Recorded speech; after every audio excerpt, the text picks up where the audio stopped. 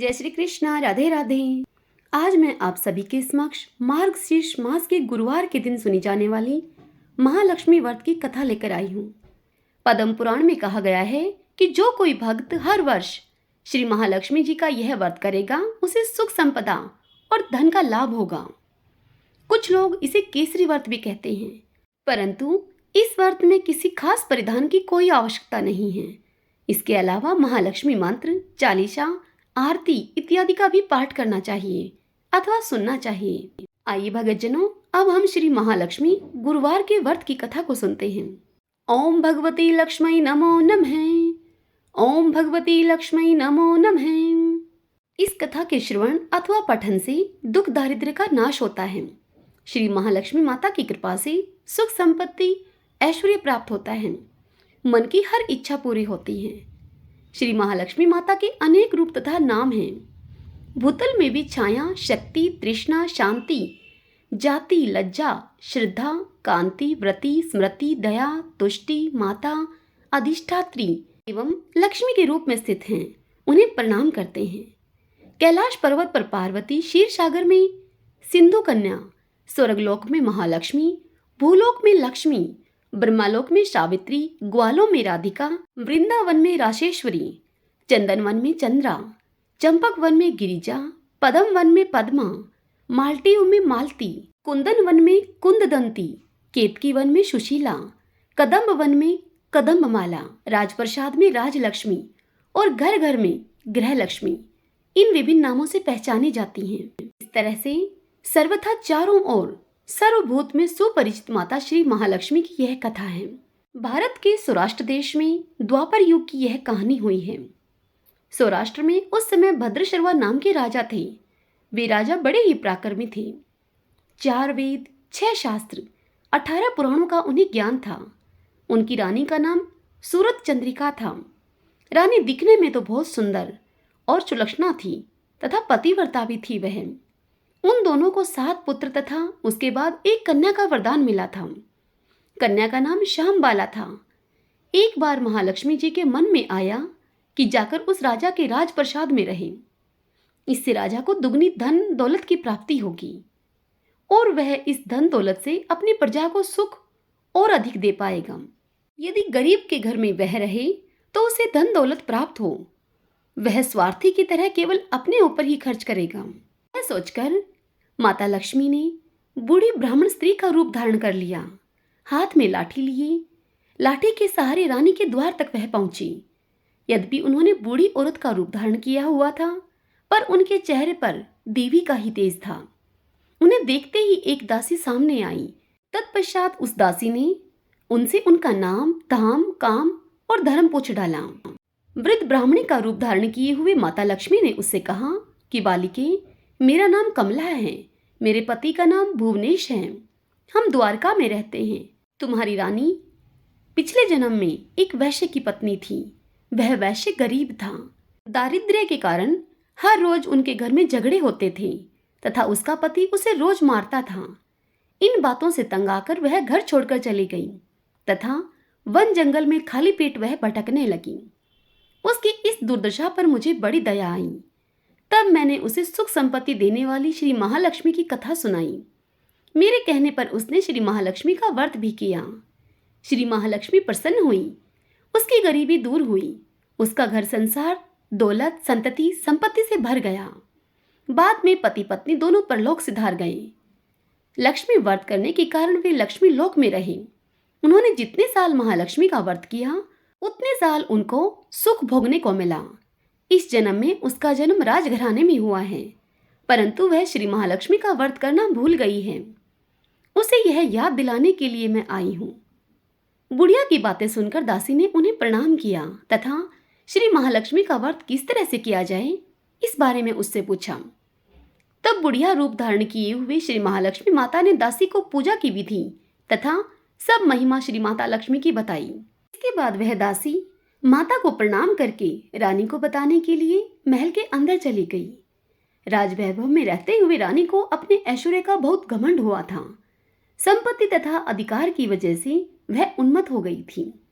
दासी के द्वारा बताई गई बुढ़िया माई की बातें सुनकर वह आग बबूला होकर राजद्वार पर आकर बुढ़िया रूपी श्री महालक्ष्मी पर बरस पड़ी। उसे यह ज्ञात नहीं था कि स्वयं श्री महालक्ष्मी बुढ़िया माता का रूप धारण करके द्वार पर आई हैं, परंतु रानी का इस कदर रुखा बर्ताव देखकर तथा अपना अनादर देखकर माता ने वहां ठहरना ठीक नहीं समझा और वे वहां से चली गईं। तब राह में उन्हें राजकुमारी श्यामबाला मिली। उन्होंने श्यामबाला को सारी बात बताई। श्यामबाला ने अपनी ओर से श्री महालक्ष्मी माता से क्षमा मांगी। माता को उस पर दया आ गई। उन्होंने श्यामबाला को श्री महालक्ष्मी व्रत के बारे में बताया। उस दिन मार्गशीर्ष मास का पहला गुरुवार था। श्यामबाला ने परम श्रद्धा भाव से श्री महालक्ष्मी का यह व्रत रखा। फलस्वरूप राजा सिद्धेश्वर के सुपुत्र मालाधर से श्यामबाला का विवाह हुआ।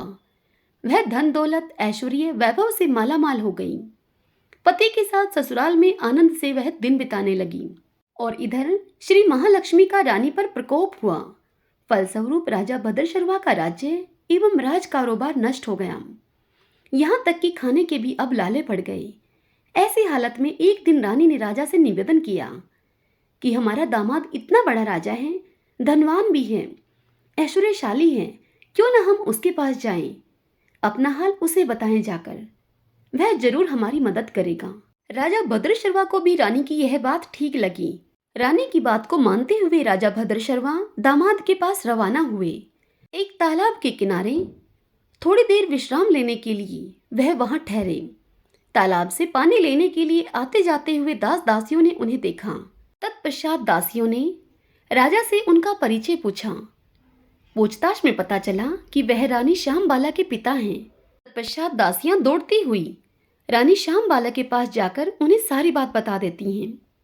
रानी ने दासी के हाथ राज परिधान भेजकर बड़े ठाठ से उनका स्वागत तथा आदर सत्कार किया, खान पान करवाया।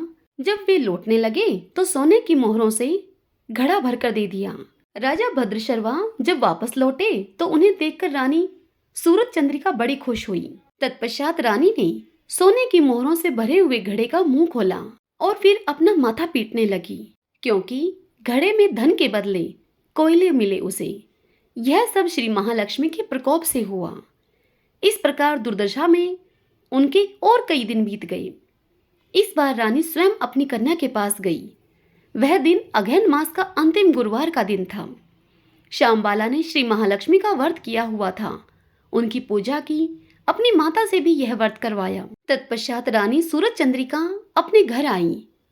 घर आने पर श्री महालक्ष्मी का व्रत रखने से उसे फिर से अपना राजपाट, धन दौलत और ऐश्वर्य की प्राप्ति हुई।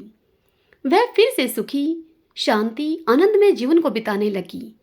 कुछ दिनों के बाद राजकन्या श्यामबाला अपने पिता के घर आई। उसे अपने घर में आया हुआ देखकर सूरज चंद्रिका को पुरानी बातें सब याद आई।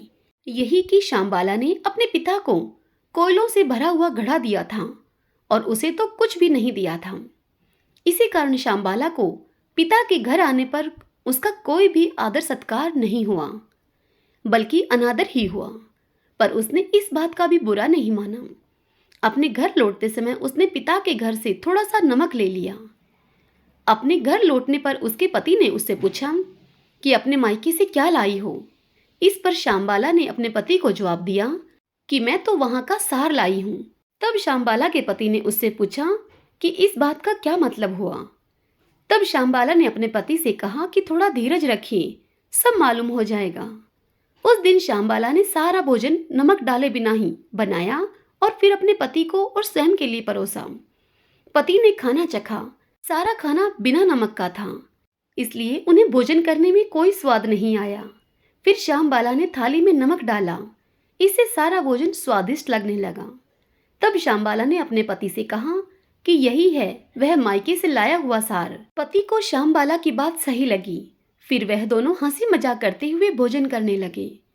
कहा गया है कि इस तरह जो कोई श्रद्धा भाव से श्री महालक्ष्मी व्रत की पूजा करे, उस पर माता की कृपा होती है, सुख संपत्ति और शांति प्राप्त होती है, सभी मनोकामनाएं पूर्ण होती हैं।